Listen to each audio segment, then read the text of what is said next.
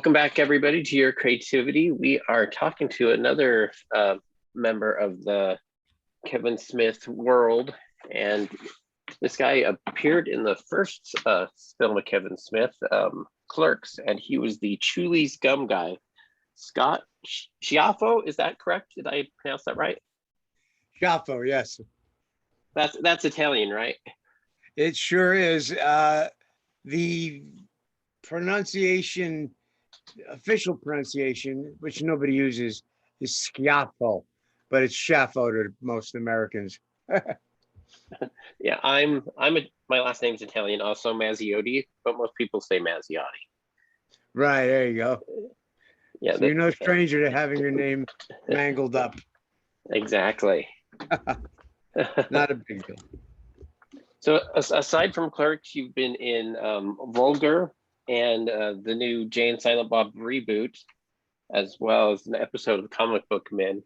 I want to go back to where it all started within this universe. Your audition for Clerks, because I heard it has a pretty interesting story. Well, yeah, there's a story that's on the IMDb, which I didn't really share for many years because it wasn't, I won't say it's unflattering, but it may have given me some negative attention that I wasn't looking for. I had I showed up quite early, which is what I would normally do. I'm a bit of a, I don't want to say I'm an OCD bug, but when it comes to any kind of meetings, I'm usually the guy that's early. I'd rather be 15 minutes early than 5 minutes late. Anyway, I was early and I was considerably early for this particular thing because it was an hour and a half drive. So I gave myself plenty of time. So I had a good 45 minutes or so to kill. And the auditions were at a theater that were right along it was a beach town in Atlantic called Atlantic Islands. But the beaches were closed that time of year. I had gone out on a jetty and I was rehearsing and working on my monologue, and I was really getting into it. So, but from the shore, it looked like there was some kind of lunatic out on the jetty because back then there was no cell phones or the internet's wasn't what you know it today. Right. It's a different world. So if you saw somebody talking to themselves, chances are they were talking to themselves, not somebody on the phone or in an earpiece. And they got concerned that maybe there was an inebriated person out on the jetty or somebody who was maybe going to hurt themselves. So when I came into shore, the security, gave me the once over and they saw I was fine. So I said, listen, please, if you're going to arrest me or detain me, can you do it after the audition? And they laughed. They knew there was a theater right up the road. So yeah, it was almost a close call, but I didn't get to the audition, which would have been a shame for me for sure, because who knew the good fortune that was pending? Yeah, and that scene is, in my opinion, one of the biggest scenes in the movie. Because Marilyn comes in and saves the day with the extinguisher, and yeah, it's just a really good scene, and you're perfect for it. Thank you. What was it like kind of revisiting that part of the universe in Reboot? With the other cast members. Well, it was, so of course it was wonderful to see everybody, but I do get to see a lot of those people, thankfully, thanks to the convention world, which again, that didn't exist the way it does today in the early 90s. I had some close friends who were real comic book nerd guys, and they would go to the conventions, but the conventions were a very different type of thing back in the late 80s, early 90s compared to what they would begin to be. Probably it was into the 2000s before they really started to become such a universally widespread event where it wasn't just comics, it was pop culture in general and wrestling, and then themed conventions, horror conventions, things of this nature. But it was wonderful to get to see everybody and spend time together. The comic book men were there, of course, too. And so many people were there. The few days I was down in New Orleans for the filming was the same time they did the Jason Biggs and oh gosh, I'm zoning out on names. Help me out here. The guy James from, Vander James right, Vanderbeek. correct. The Vanderbeek and Biggs scene was shot then. Um, I got to spend a little time around Deidre, who's, the crazy mall cop, who's a wonderful, wonderful actor and a very funny man and very sweet man in general. Um, and Brian Quinn from Impractical Jokers was there the same few days we were there. So it was just really exciting. It's sort of like a homecoming in a sense. Yeah, I love that. That movie is just one of my favorites because it brings everything from all the past together. Um, do you know if you're involved in Clerks 3 yet? Well, I got the call, and it was funny about last last winter, February or so. Brian O'Halloran and Marilyn Gigliotti and myself, we were doing an online convention for Wizard World, Right. and we had a Q&A panel. And lo and behold, Kevin and Jay sort of crashed the panel and came on. So it was all five of us, which was just super wonderful and exciting. But Kevin had announced, he said, everybody you see on screen is going to be involved in Clerks 3 as well, which of course we all knew Brian would be. He's Dante. But for Marilyn and I, it was a beautiful surprise. And although she had some inclination that Veronica may be involved as well, but I never dreamed he would be able to bring in the gum guy. But when we found out, the nature of the new script, because Clerks 3, or the idea of a Clerks 3, had been sort of wafting around for many years. There was an entirely different script for Clerks 3 4 or 5 years ago that was almost close to getting made. It didn't happen for various reasons. There were issues with certain production details, as well as Jeff Anderson had some issues with some things. So that version of the film was pretty much scrapped. And lo and behold, his new version, which he's talked about, so I'm not really giving anything away here. He's discussed online that what happens is essentially Dante and Randall are going to shoot the movie Clerks, not unlike what really happened to Kevin in real life. So when that became the new storyline, the ability to bring people back from the first one became very open and a very real thing. So, but again, until it's actually done, excuse me, I never take anything for granted. And the film world is of such that, you could even shoot all of your stuff, and for whatever reason, if something happens during editing or they take a different course, until it's actually cut and being screened, I don't get too nuts with take it with a grain of salt, so to speak. But it looks good. It looks like a very good chance we'll all be in it. Awesome. Let's talk about your other work. What kind of other types of films are you involved with? Because you're in the indie world. Yeah, I've been doing it pretty strong since Clerks. Clerks was the gateway, and it opened up a lot of doors, which was a beautiful thing for me, along with the fact that the film itself became somewhat of it's beyond cult, really. A lot of people say cult film, but it's been so many years and it's gone through so many iterations of followers that we now get newer generations, children of the people who grew up with the film, are now being exposed to the film. And so it's gone on to different generations. But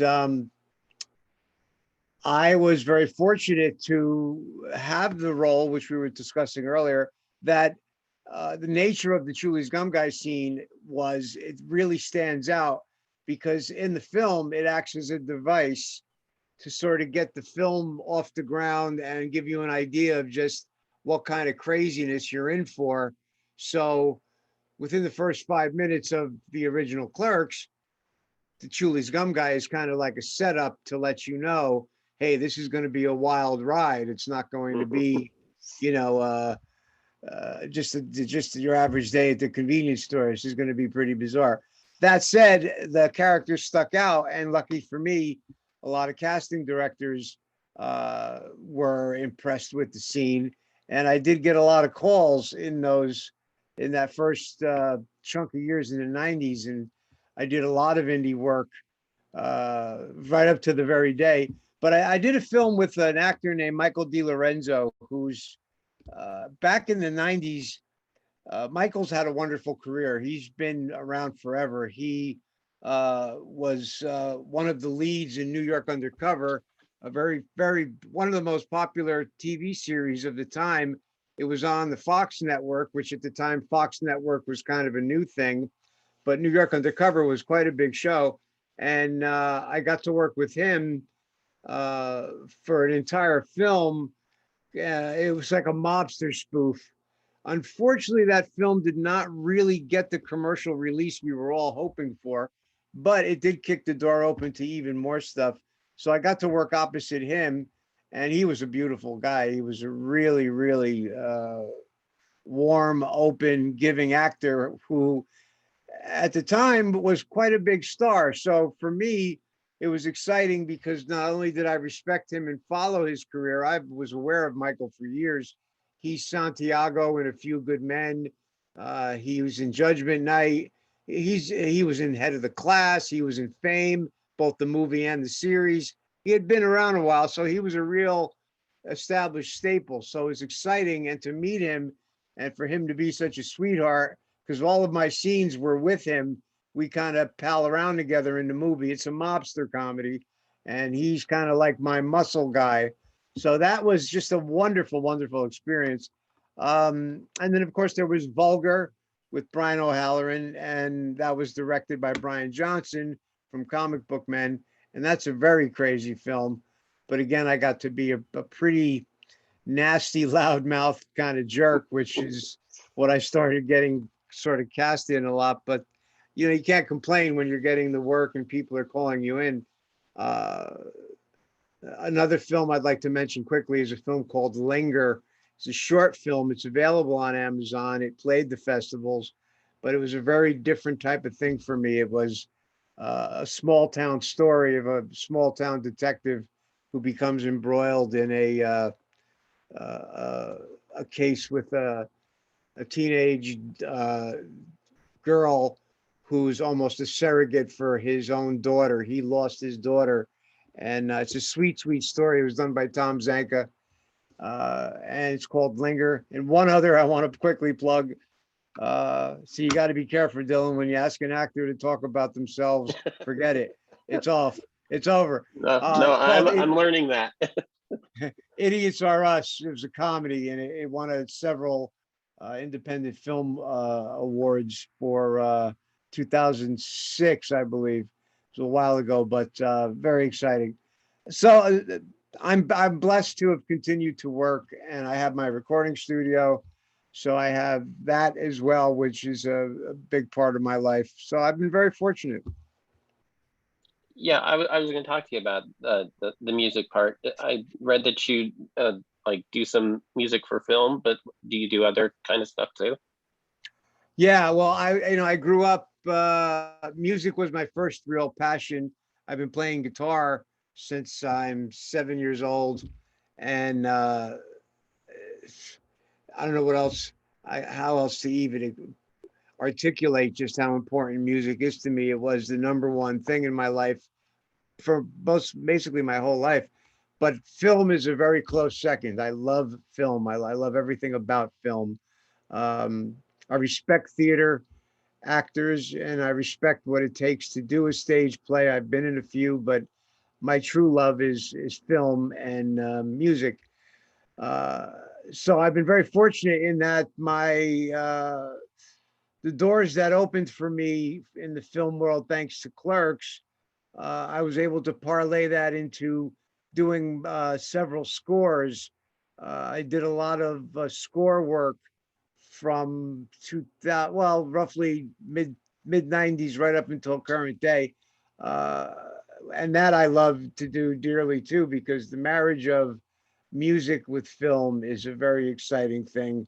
Uh, and it's a very understated thing, but people don't realize just how important the music score is until there's something with it, until it's removed. If you were to watch any film without the score, a giant chunk would be missing, and a lot of the poignant things would be absent. Music's very important to any film. So again, I feel blessed that I've had the chance to do that. Um, in the film and music world, who inspires you? Well, as far as in film, oh great. As far as in film, I'm sorry, give me a second here. No, it's okay. Um, but actor wise,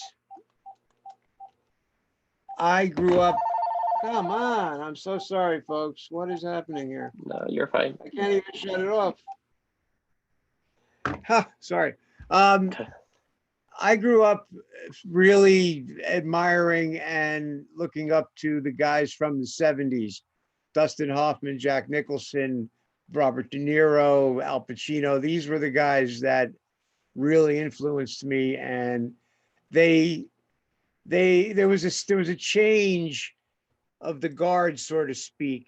Leading men in the classic era Hollywood, they were much more they were extremely handsome men who can deliver dialogue convincingly, but it was the 70s that made what we consider a leading man to be basically the character actor or the sidekick guy.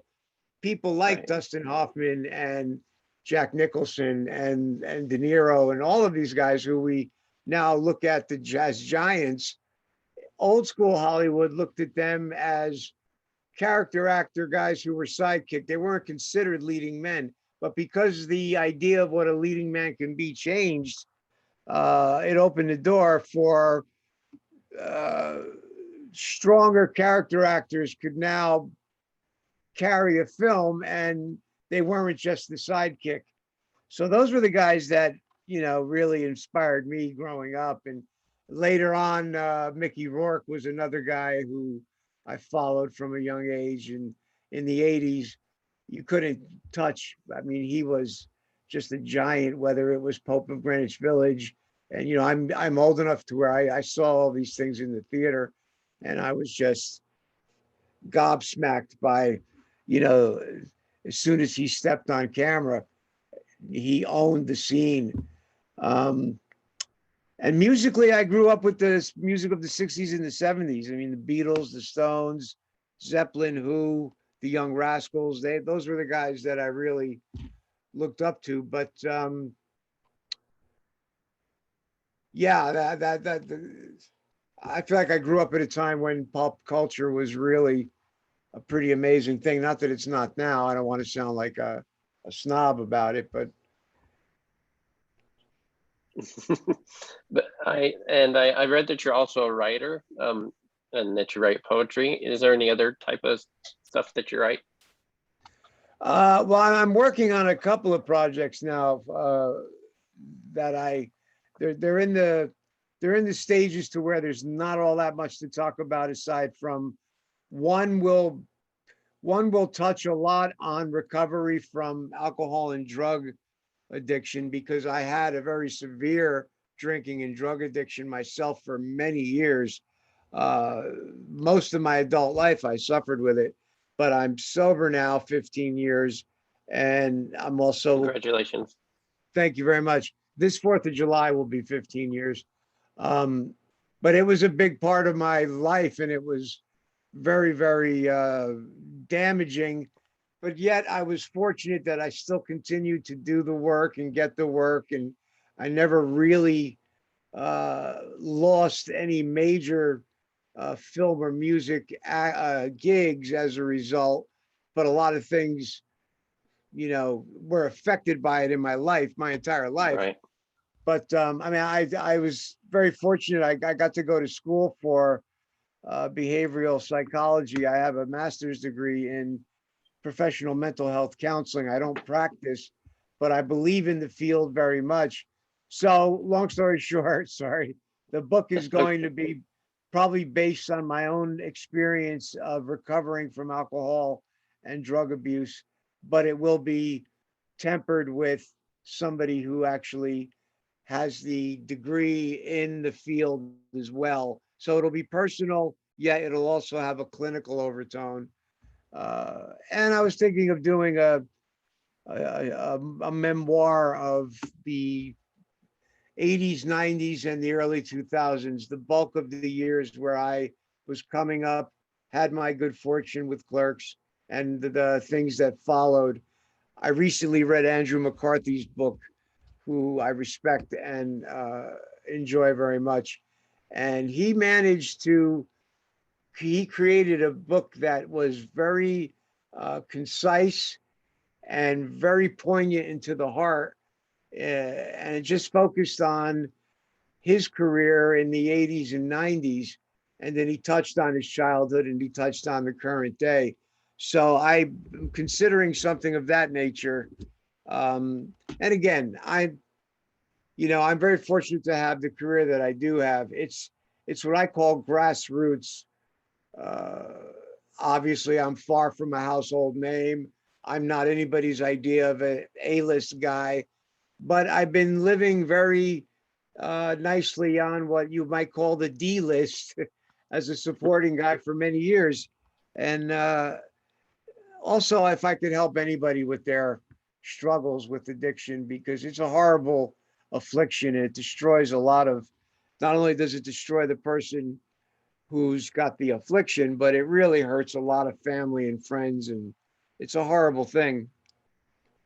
Yeah, I've got a friend, and he was really bad on heroin, and he's been clean for quite a while now, and he does a podcast called Junkie Land, and Oh, he talks about it, just about every week, and it and I think it's helpful, and projects like yours I think are extremely helpful too. You know, I drank for quite a lot for a few years, but luckily that's when I met my wife, and she helped pull me out of it.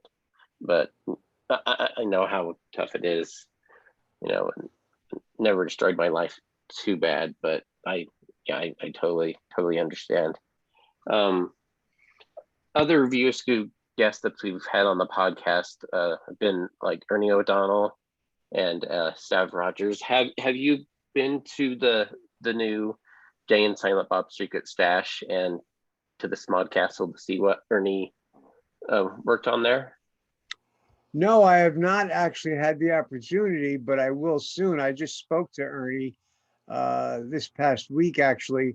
There's a lot going on this summer. Clerks Yeah. 3 is shooting this summer, but also he's going to be doing a big sort of grand opening for the new Smod Castle, uh, which will be soon. It'll be early July, and it's going to be sort of like a belated birthday to Jay Muse, but an early birthday to Kevin because his is in August, Kevin's birthday. So the new Smart Castle will be up and running very soon. I'm really looking forward to spending some time down there and getting to see those guys. But I have not been able to see the new stash or the Smart Castle yet. Smart Castle itself is not open, but like I said, it's knowing these people personally has some wonderful perks. Ernie had invited me down. I live just 10 minutes outside of New York City. So I'm way north compared to those guys. I'm like an hour and a half away from all of their action down there in Leonardo and Red Bank. And I try to get down there as often as I can, but it's not always that easy with my own projects and career and whatnot. I find myself super busy up in northern New Jersey. I don't get to go down there as much as I'd like to, but I'm looking forward to it. And then we've had Sav Rogers on. He's been brought in at the end to kind of help with post production of shooting Clerks, and you're featured in there as Kevin's dad. Tell us about that experience. Well, that was a mind blower, man. And I'll tell you, I was probably out of all of the films I've ever worked on, that was the one role I was the most nervous about tackling. And funny, uh, there's not a lot of Don Smith within the film shooting Clerks. Does not have a tremendous amount of dialogue. In fact, it's the opposite. He has very little, but obviously it's very important. I mean, Yeah, this is Kevin's father, and Kevin has discussed in his Q and A's for years just how important his father was to him, and what a supportive, influential character he was. So, getting to play him was a beautiful, beautiful experience, and also I was very nervous. I really wanted to be sure I did him justice, and so I went to Ernie because I never got to meet Kevin's dad in person myself. I went to Ernie, who knew him well. Ernie grew up with Kevin, so Ernie's been in Kevin's life since they were children.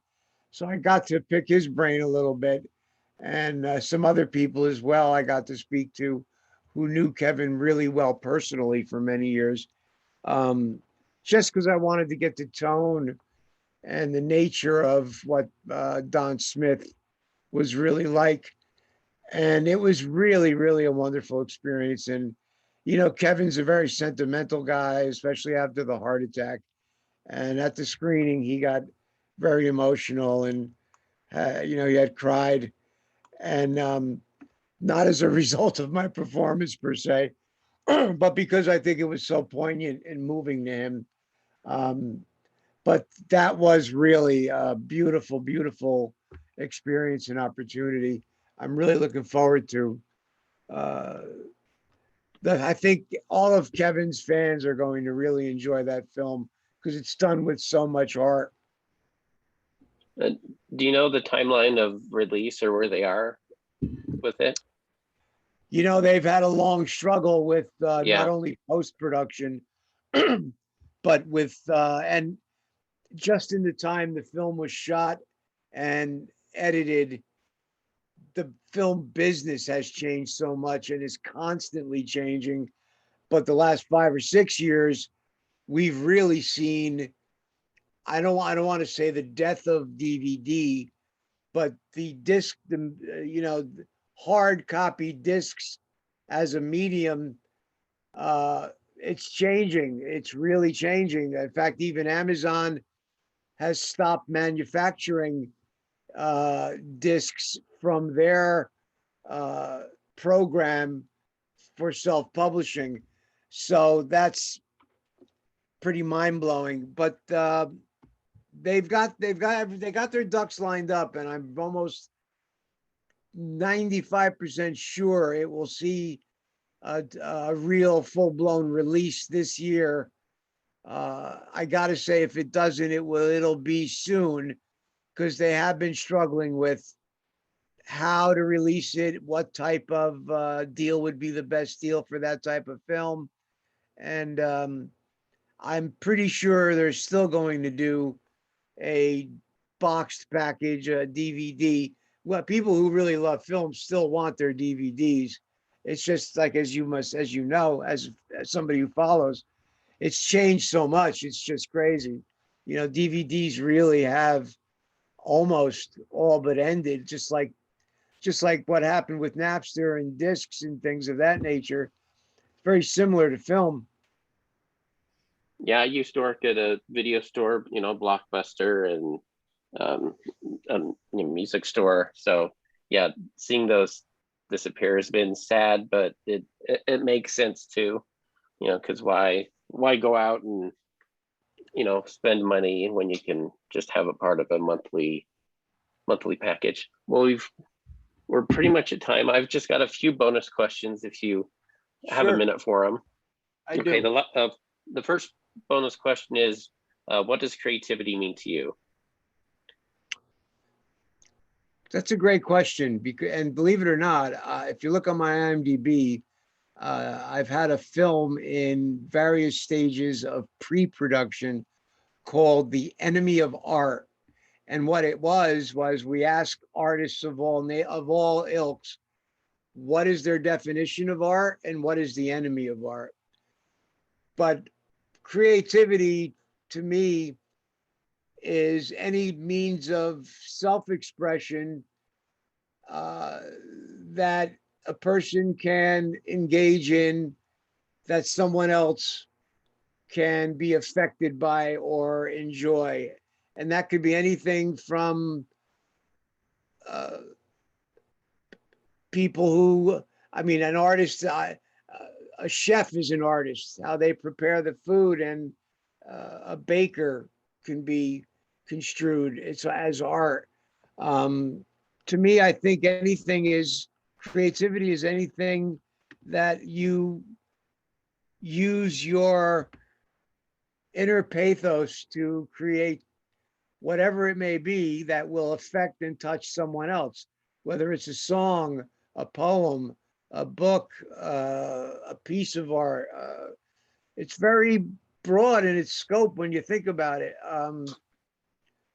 So I hope I semi answered your question as best No, I yeah, could. yeah. And then the next bonus question is, who is your favorite Muppet and why? My favorite Muppet? Yeah. Wow. Oh my gosh.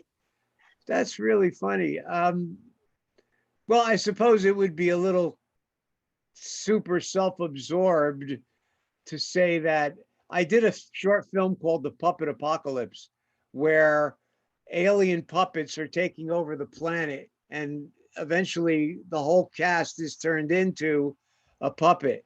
So being in a movie where eventually I turned into a puppet was so much fun. But of course, I'm not going to say the puppet me. That would be a terribly absorbed thing to say. I bet I would say I like the Cookie Monster. I'm sorry, Cookie No, it's Monster all right. was probably one of my favorites. Yeah, he's fun. And then this last one, I always find it weird asking actors this question. In the movie of your life, who would you want to play you? Oh wow. Oh my gosh.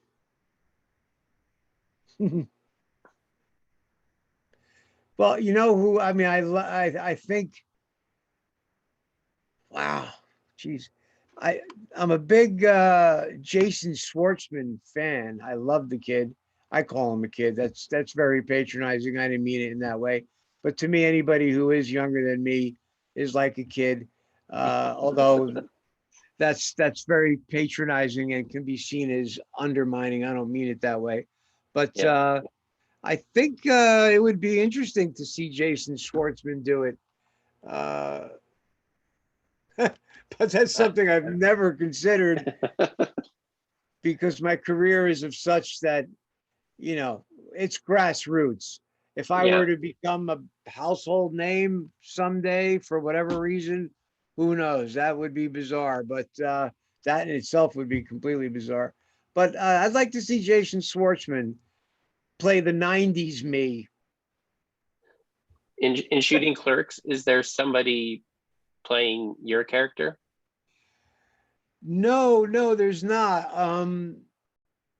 There almost might have been because that script went through a lot of iterations, and they were going to have some shots from when Kevin actually shot the movie, but they sort of shied away from that and stuck more with his personal life. Um, Although, yes, there's people playing all of the other main characters, but Yeah. they did eventually have somebody playing the Chewlies Gum Guy in the movie, but it didn't make it to the final cut.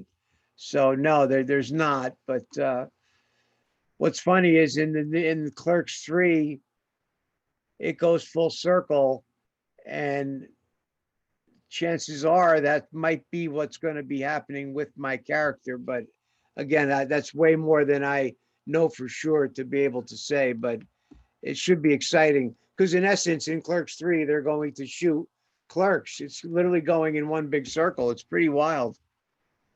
Yeah, it's gonna be trippy, but I think it's gonna be awesome. If people want to take a look at what you're doing in your filmography and stuff like that, where can they find you online? Well, I have a .com, scottschiaffo.com, and it's basically now, it used to be a very fully realized site, but because there's so much else going on online and I have so many accounts, it's now basically scottschiaffo.com is a place to find all of the pertinent links for the IMDb, my YouTube channel, all of my social media channels, a place where you can get personalized merchandise, and the proceeds go to the Angels of Animals that I work with. It's a animal rescue here in northern New Jersey. So anything purchased through that, the proceeds go to the Angels of Animals. But you could find me on any social media platform, just my name. That's my account, whether it's Scott Schiaffo, Instagram, Scott Schiaffo, Twitter, Scott Schiaffo, Facebook. A quick Googling of me, and you'll get more than you ever would want or need. Well, thank you, Scott. I appreciate your time, and I'll let you go. Thank you. Thank you, Dylan. This was really great. You have a great week. You too. Thank you.